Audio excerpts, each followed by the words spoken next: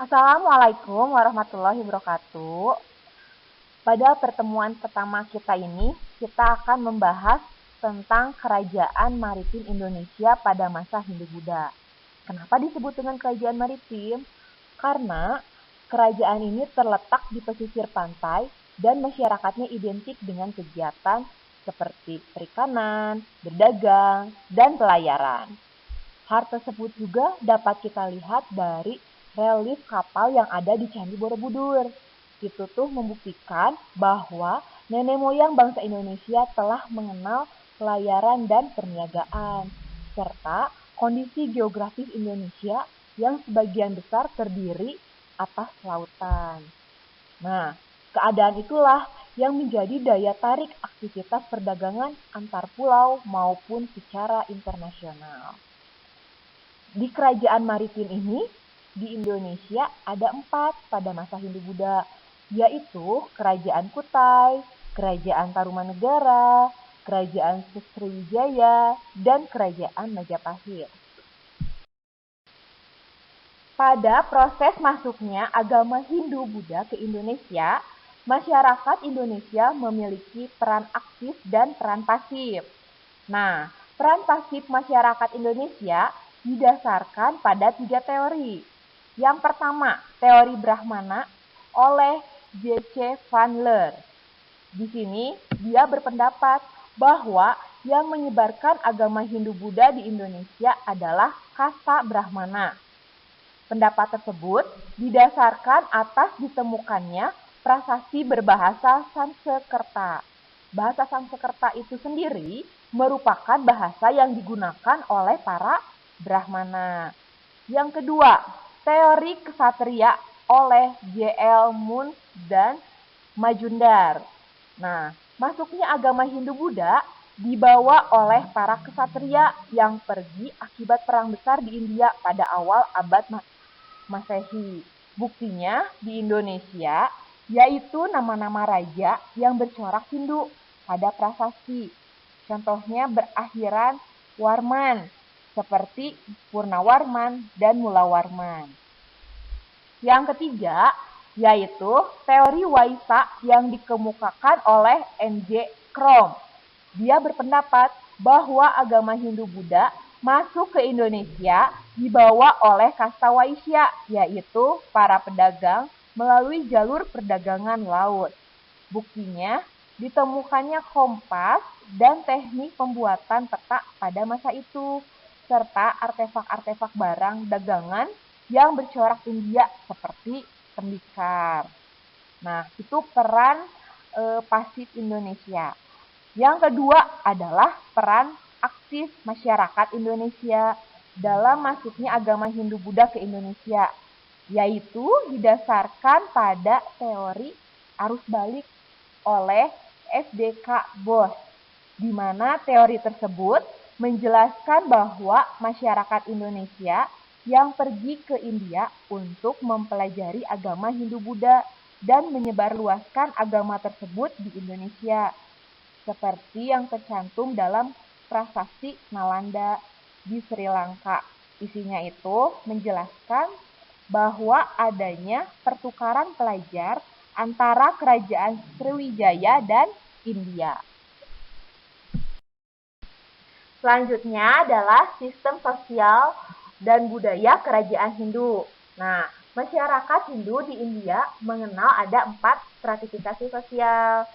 Jadi awalnya diciptakan itu untuk menjaga kemurnian antara ras Arya dan ras Dravida. Jadi gini, di India itu ada 2 ras. Yang pertama adalah ras Dravida. Nah, ras Dravida ini merupakan penduduk asli orang India. Sedangkan yang kedua adalah ras Arya. Dia itu ras pendatang yang berasal dari Eropa, Asia datang ke India. Nah, di sini 4 stratifikasi sosial yang tertinggi adalah kasta Brahmana. Dia itu merupakan golongan pemuka agama yang mempelajari Weda atau ajaran Hindu. Yang kedua adalah kasta ksatria, yaitu kalangan raja, bangsawan atau prajurit. Yang ketiga, dia itu kalangan pedagang atau rakyat biasa. Yang keempat, yaitu kasta sudra. Ini tuh merupakan kasta terendah. Dia adalah orang-orang di luar bangsa Arya. Dengan kata lain, kasta sudra ini merupakan orang-orang Dravida atau peranakan antara bangsa Arya dan bangsa Dravida. Nah, hal ini dibuktikan dengan ditemukannya tulisan Palawa dan disembahnya dewa Siwa yang berasal dari bangsa Dravida. Kemudian, dari segi budaya Hindu, di Indonesia itu banyak ya bukti-bukti peninggalan budaya Hindu. Yang pertama itu dari kosakata atau bahasanya, seperti pesantren, santru, puasa, upacara, manusia, dan masih banyak lagi merupakan bahasa-bahasa yang berasal dari Hindu. Terus juga di Indonesia banyak nama-nama yang bercorak Hindu seperti Wisnu, Catur, Indra, Sri, dan lain-lain. Kemudian ada budaya Hindu yang ada di Indonesia seperti ritual selamatan, tabur bunga, dan peringatan kematian. Kemudian dari segi seni ada seni wayang dari Hindu. Kemudian seni rupa berupa arca dan ukiran, ada pengaruh-pengaruh Hindunya. Terus juga ada bangunan-bangunan peninggalan Hindu seperti yang kita temukan di candi-candi. Sistem sosial budaya kerajaan Buddha. Nah, kalau Buddha berbeda ya sama Hindu. Kan kalau di agama Hindu itu mengenal kasta. Kalau di kerajaan Buddha itu tidak mengenal kasta. Jadi agama ini tuh dibawa oleh Siddhartha Gautama dari Kalipawastu, India, dan disebarkan ke Asia Timur dan Asia Tenggara oleh Asoka. Nah, budaya Hindu di Indonesia sendiri dibagi menjadi dua aliran, yaitu aliran Hinayana atau Theravada, yakni aliran kecil yang berasal dari India, dan aliran Mahayana dari Tibet yang dibawa dari Tiongkok melalui Asia Tenggara yang di dalamnya dipengaruhi oleh budaya Tiongkok. Nah, bentuk budaya kerajaan Buddha di Indonesia, yaitu pengaruhnya atau peninggalan budaya Buddha adalah dalam bentuk bangunan yang atapnya berbentuk stupa, ornamen Buddha, dan lain-lain. Yang terakhir adalah sistem politik dan ekonomi kerajaan Hindu-Buddha. Jadi pada dasarnya sistem politik kerajaan Hindu-Buddha ini terdiri dari dua sistem, yaitu sistem politik agraris dan sistem politik maritim. Kalau sistem politik agraris ini menggunakan sistem feodal atau sewa tanah. Cirinya itu, pada sistem ini terdiri dari patron atau pemilik tanah dan klien sebagai penyewa tanah. Pada kerajaan Indonesia bercorak agraris, yang disebut patron adalah raja atau sultan dan bangsawan.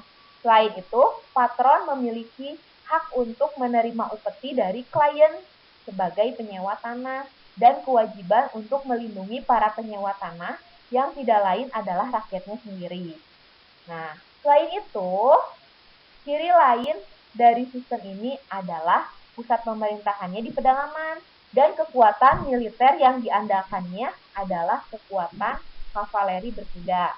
Nah, adapun sistem ekonomi dari kerajaan agraris diperoleh dari upeti rakyat atau negara-negara vasal.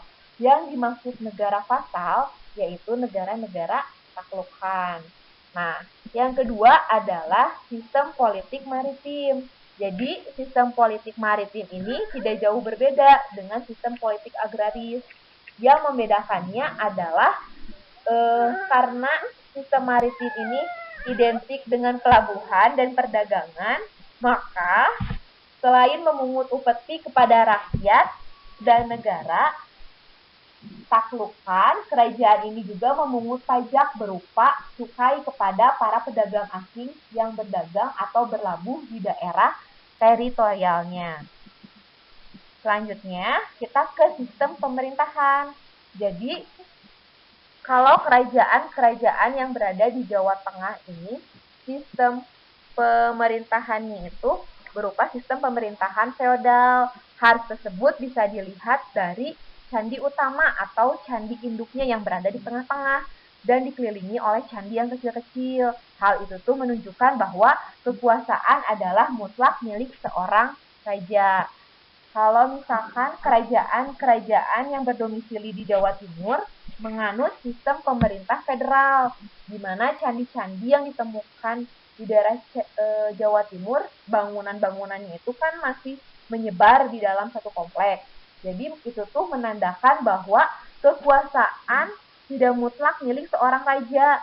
Jadi raja masih dibantu oleh orang-orang yang dipercaya oleh raja dan bertanggung jawab atas daerah lainnya.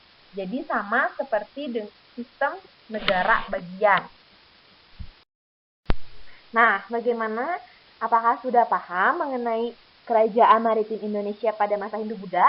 Jika kalian masih bingung atau memiliki pertanyaan, maka bisa langsung mengontak Ibu lewat WhatsApp atau media sosial lainnya. Sekian materi kita pada pertemuan kali ini. Terima kasih atas perhatiannya. Wassalamualaikum warahmatullahi wabarakatuh.